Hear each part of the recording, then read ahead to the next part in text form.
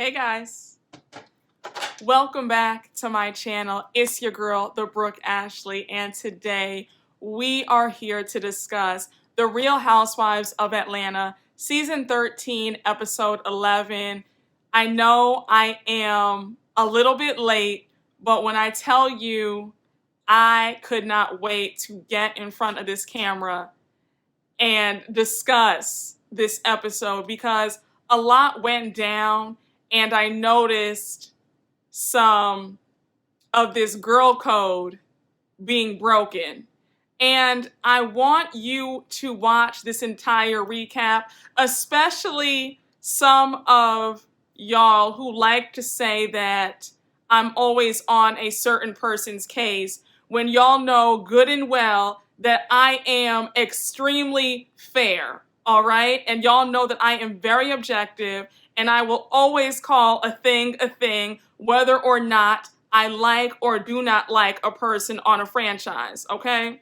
With that being said, when it comes to Atlanta, I don't have a favorite on this franchise. Frankly, they're all on the same playing field for me. I don't really like anybody on this cast, all right? And to be really honest with you, I have a real issue with Porsha out of all the ladies because I'm still carrying a grudge at how she's good friends with a certain person who just quit a certain franchise that happened to be one of the most chaotic seasons of any Real Housewives franchise ever. And she was being really nasty and rude to Candace, and you guys know that I like Candace on Potomac. So if anything, I really have a big bone to pick with Miss Porsha out of all these ladies. But again, without further ado, let's just hop right on into it because we don't have a moment to spare. So we see Porsha and she is visibly annoyed. She's pissed off at how Kenya and Marlo have now stopped their beef and are friends again. We see her declining, saying the grace. They're like, Pastor Porsha, you want to preach? You want to say grace for us? And she's like, no, I'm not in the mood to. Cynthia does the honors. They get to eating. And remember that LaToya cooked the meal. So everybody's like, oh, LaToya, you actually did a really good job. Like, this food is really good. You know how Marlo is. Marlo's very dry already. So she's kind of like, yeah, I mean, you did all right for your first time. And LaToya's like, hey, I'll take it. So while they're chomping down, Tanya says to Kandi, Kandi, we had a really great night last night. Everybody starts saying, yes, we had a really good time. Cynthia had me screaming. So Cynthia's like, girl, not only did I have a good time, but I learned some things about myself. I learned that I'm a voyeur. I enjoy watching hot bitches love all over each other. So they're like, oh, like, okay. So then Portia's like, so girl, you had a good time watching us? And Cynthia says, let's just say that you guys were great inspiration. And Cynthia makes a joke that she had a very good time when she went back up to her room after watching them all kissing and touching and just having a good old time with each other. And then Cynthia takes out a piece of paper and it's like a list that she compiled of the night.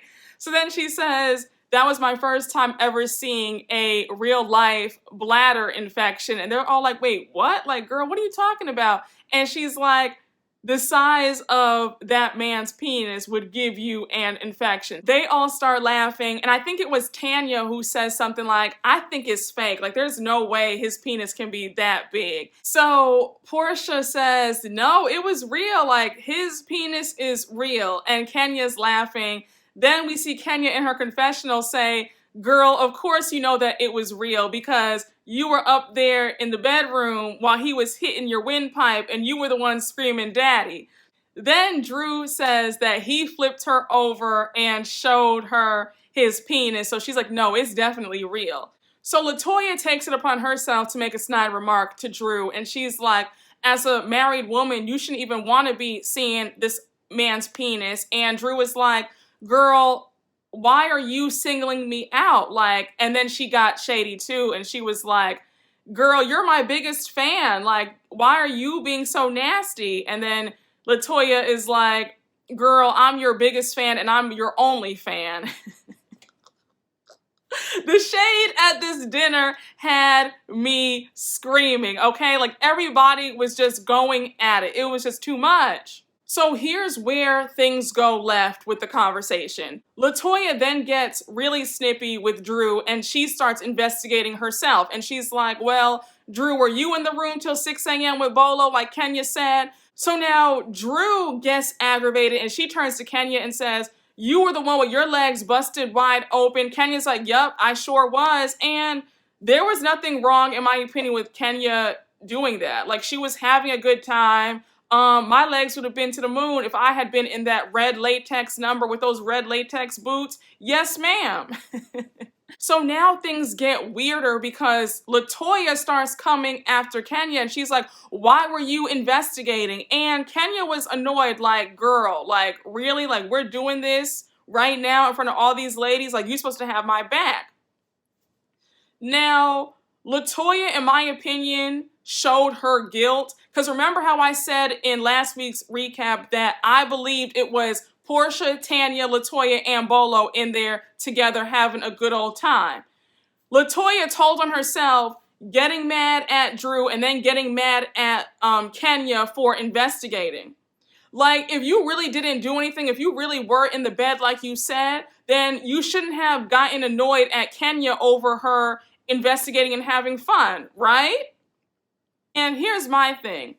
When it comes to loved ones, if we're around mixed company, like if we're around people who might not like you or might not like me, I need for us to have a united front. You get what I'm saying? Like, correct me or get on my case in private, but don't do it in front of a whole bunch of folks who might not like me. You get what I'm saying? So I definitely did understand where Kenya was coming from, getting annoyed, like, girl, why are you doing this to me, like, right now? Like, I thought you were my girl. So I got her annoyance, and LaToya wasn't making any sense because she was definitely vacillating between, she was mad at Kenya, then she's coming at Drew, and then she didn't really know who she wanted to get mad at. And it was like, well, girl, if you're feeling ashamed about something, be mad at yourself, because nobody forced you to do anything, period, point blank. So then Shamia jumps in and just says, the Bolo court investigation that you were doing at the pool, that was fun at first, but then things got more intense when we were getting ready for dinner in the kitchen. And then we see the clip of Kenya just saying that she was standing outside for 45 minutes and she heard moans and groans and whatnot. Then Marlo lets it slip that she heard some sex noises too. So when Marlo says that, Porsha's getting more and more aggravated. And again, Porsha, you told on yourself. So then Kenya says that it sounded like it was multiple people in the room and she heard a lot of pants, moans, and grunts. So then Tanya and her goofy self, she jumps in and says, well, Kenya, are you sure you heard that? Because we all know that you haven't gotten any in a long time since your husband lives states away and you guys are on the brink of divorce anyway. So Kenya's like, girl, you don't know what goes on in my bedroom. Like, you don't know what goes on in my home. So how dare you make that assumption? Porsha's getting more and more annoyed, all right? And then she says, girl, you think it was me? And Kenya is like, girl, I didn't say any names. And then Tanya hops in and incriminates the both of them like the dits that she and Porsha both are. So Tanya's like, I just want to put it out there right now that I was sleeping in this girl's room and she was in Porsha's room. And it was like, girl, you know that you just told on yourself, right? So Marlo is like, I don't know why this is such an issue. Like, everybody's grown. If I want to have a good time with a stripper, like, I would do it. That's my business. So then Porsha's like, really? Like, oh, that's what it is now? Like, that's what you're saying? I was so aggravated with Porsha in this scene. Like, not only are you a bad liar, But the fact that you claim that you're so real, you claim that you're so free, you claim that you're very open about your sexuality. So now when a situation has come about, now you want to hide and not be forthright about it. And you're also low-key acting like you're ashamed about it. Let me tell you something right now. You cannot shame somebody who's unashamed.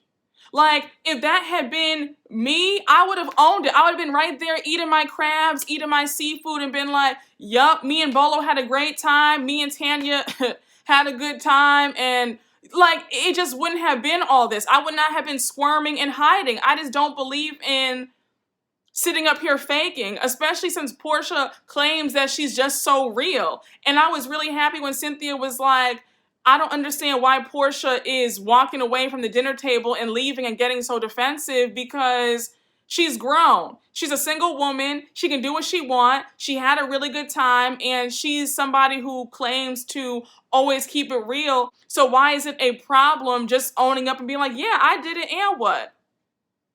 Porsha gets up and leaves to go to her room and pack, and then LaToya's like, Kenya, you ruined it. And then Kandi and the other ladies chime in about how Kenya is judgmental. When I tell you I don't care how judgmental you are not shaming me about something that I had a great time doing and would do again. There is no way that Kenya or anybody else could have made me feel bad for having a great time and letting loose at a bachelorette party. So now the next scene, we see that the ladies are back in Atlanta. Drew is in her dream home. She's excited. The house is absolutely stunning. It's 9,000 square feet. It said, I think, 6 bedrooms, 9 bathrooms, just stunning. Her and Ralph are trying to unpack, and while they are in the midst of unpacking, he goes on to ask her about the trip and the bachelorette party. So Drew is like, of course I'm going to be forthright and honest with my husband. I was like, girl, you left out some stuff, okay? Drew was looking very nervous in that bathroom telling Ralph about what went down. So Drew starts it off by saying that Kandi brought the entire dungeon experience to South Carolina. And Ralph's like, oh, like, word? Like, okay, like, that sounds lit. Drew also goes on to say that Bolo's penis was huge. And Ralph is looking like, excuse me, like, girl, what'd you say? So Drew is doling out this information slowly, and then she says that he flipped her over and smacked her butt a few times. So now Drew was kind of like, he did what? Like, come again? So then she's like, babe, like, stop. Like, it was just fine because, I was twerking my booty, but I was twerking it to get ready for you because I'm going to twerk it on you when I get home to see you. So he kind of perks up, but you could tell he's a little bit annoyed, like, what else are you not telling me? So she's like, babe, I'm being honest with you. Like, I'm telling you everything that went down. He's like, Then Drew brings up Tampa and how she still doesn't know the details about who he was with or where he was at while he was there. So then Ralph is like, you're asking like these questions that don't make sense. Like, I was at a hotel. And so Drew's like, well, okay, what hotel? Like, what's a hotel? So again, he doesn't answer the question. So Drew says in her confessional that she wants to believe that he was faithful to her in Tampa because he's never given her any reason to doubt. And I said, girl, stop it. Now, what you won't do is play in my face. I feel like he's done this stuff before. I definitely feel like Drew has doubts and worries about Ralph being faithful to her. So anyway, Drew says, babe, you don't have anything to worry about. I didn't do anything more than what you do when you go to the strip club. And he's like, okay, like, let me get ready for this meeting. And so their conversation is over. So now we see Cynthia and Mike. And Cynthia is telling him everything that went down. When I tell you that Mike's reaction was hilarious, when he got up and started doing like a windshield wiper about Bolo's dick. I could not stop laughing. And they were calling him So she's telling Mike everything that happened. He's making jokes. He's getting up and doing a demonstration for her. She's cracking up laughing. Then she drops a bombshell about Kenya overhearing some of the other ladies getting it on. And Mike's like, wait, what? Like, oh, wow. So Mike is pretty much like, y'all were lit. Like, y'all were good and lit. I say, get you a man like Mike. He has millions in the bank, and he has a great sense of humor about bachelorette parties, okay? Especially a man like Bolo with a 20-inch Peter. So now we see Kandi pulling up to have lunch with Don Juan. I have always found Don Juan to be very negative. Like every time he comes up on my screen, I'm always kind of disgusted. Like he just has such a negative disposition. He never has anything good to say. You know those people where they just never look happy? He never has a smile on his face. He always has a snide remark. Like, Don Juan does not seem like a positive person at all. But again, I digress. So anyhow, they sit down to lunch and they get to talking about the bachelorette party. Kandi pretty much tells Don Juan that some of the ladies had a good time with Bolo. And so Don Juan is like, oh, I know, because I got a call at the office that Bolo got back to the hotel at 7:30 a.m. And he was like, I know that he had a good old time with some of the ladies. So here's where I have to drag Miss Kandi. Because while you were getting annoyed with Kenya's investigation, you broke a cardinal sin as well by telling Don Juan what happened. Because she said, well, let's just say that Kenya wasn't lying. When I tell you that I am a girl's girl through and through, okay? And I am a big believer in what happens here stays here. Like, I have been to quite a few bachelorette parties, just going out with friends on a regular basis, you know, just having a good time. You know, if whatever happens, I'm not sharing it with anyone outside of the group. And I thought that it was very disrespectful of Kandi to open her mouth and tell Don Juan what happened. Don Juan making jokes about how he got some social justice snatch and saying that they should make an OnlyFans called Tanya Time or Porsha for real. And it was like, Kandi, you're not practicing what you preach, because if you truly believe that is what happens here stays here, you're not supposed to be telling anybody else who was not there. And you try to be slick with production when production asked you, well, do you believe what Kenya was saying was right? And you were like, I plead the fifth. And then to go on and say, well, Kenya wasn't lying. I mean, you might as well have just told production Kenya wasn't lying, because you went and told your friend. Did you forget that you and Don Juan were being filmed for that scene? Like, miss me with it. Miss me with it. Kandi is very interesting to me. I've never been a fan of hers at all. She's always given me like, she will throw a rock and hide her hand. There's always been something very kind of sneaky about her. So next we see Kenya. She is doing a photo shoot for a magazine, and we see Miss LaToya come in with a cake in hand. And so Kenya's like, can you guys give me a few minutes? I'm going to take a break, hang out with my friend. They get to talking, and when I tell you, I'm not even like a cake person all like that, but that cake looked really good. So Kenya says in her confessional that she was really disappointed in LaToya the last part of the trip. Remember how LaToya was kind of coming for her at the dinner table? And so she says that she just put LaToya on ice for a minute. So Kenya says, LaToya, why were you attacking me? And LaToya was like, I was upset with you for trying to investigate because these ladies have husbands and boyfriends and you were like putting them on blast. And I thought that was kind of funny to me because I did not know that LaToya liked all these ladies all like that. The way she's been coming for some of the ladies, I was very confused at where all of this newfound concern came from for all these ladies' relationships or whatever they're in. So Kenya goes on to say that she was really hurt to see LaToya kind of slobbing everybody else down and not her. And she also lets it be known that she actually has a crush on LaToya. So I definitely want y'all's opinions and thoughts because that kind of threw me for a loop.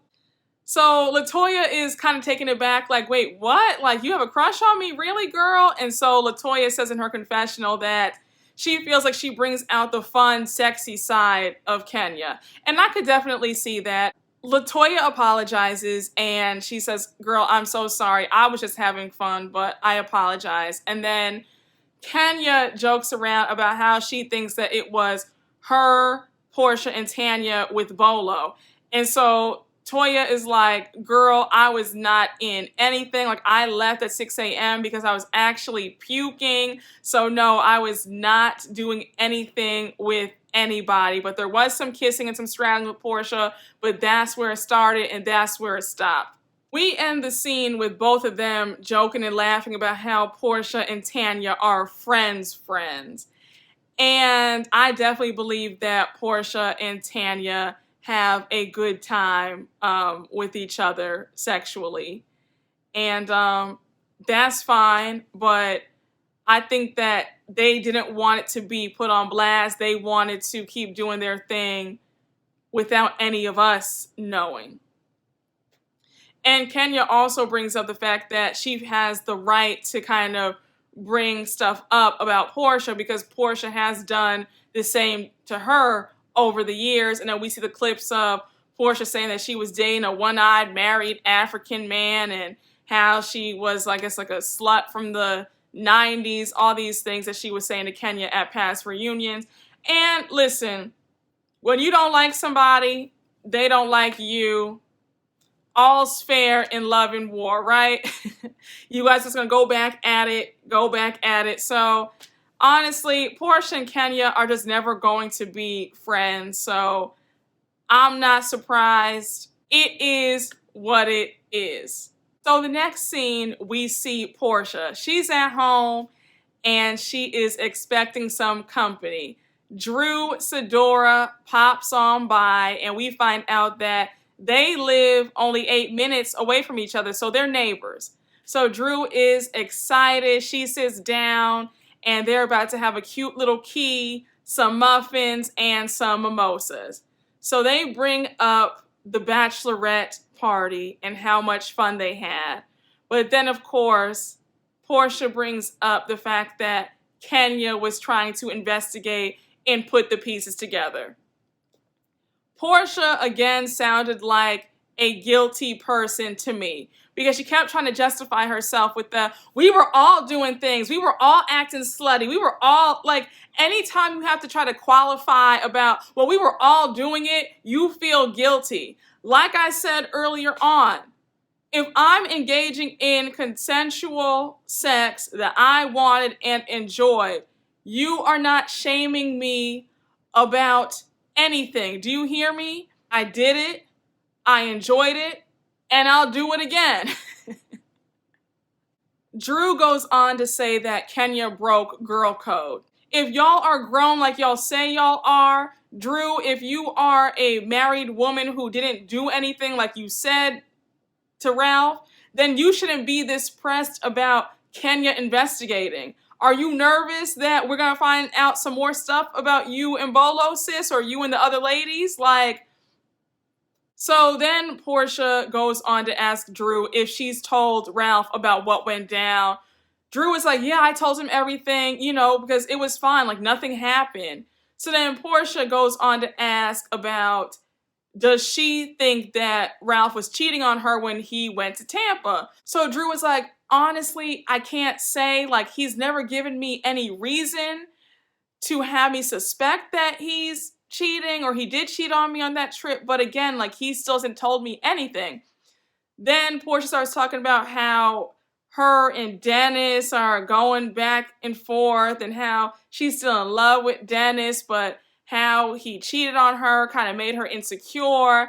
And so I was kind of like, girl, spare me this sob story, because you knew that Dennis was a womanizer from jump. Everybody in Atlanta knew that Dennis was a womanizer off rip. Kandi tried to warn you and you didn't listen. So I do not care to listen to Porsha and her sob stories about her and Dennis. So I just kind of tuned that little part out because I just don't care. And so I thought it was interesting while they were talking, Ralph kept calling Drew and he was like, hey baby, like, where are you? And so she's like, oh, I'm coming home from the store. And it was like, again, there are cracks in their foundation, because if y'all are in a healthy marriage and if you are forthright and truthful to this man, why are you lying and saying that you're at the store when you're at Porsha's house? The way I would have been like, hey babe, I'll be there soon. I'm just having some girl chat with Porsha. I'll see you in like 30 minutes. Like, I'm not going to sit up here and lie to my man about where I am if things are supposedly well in our marriage.